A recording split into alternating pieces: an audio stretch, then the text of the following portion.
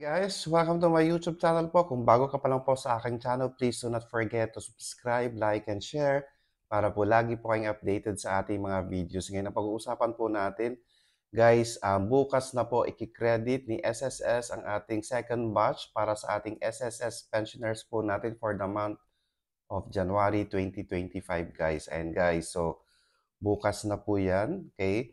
January 16, 2025 po, yung ating mga second batch para sa ating SSS pension for the month of January 2025.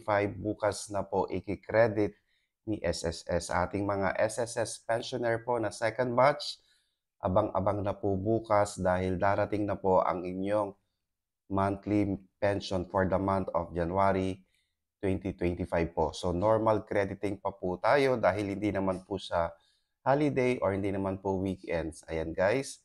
So maraming salamat po and stay safe. Please do not forget to subscribe, like, and share para po lagi po kayong updated sa ating mga videos. Maraming salamat po and stay safe. Bye-bye!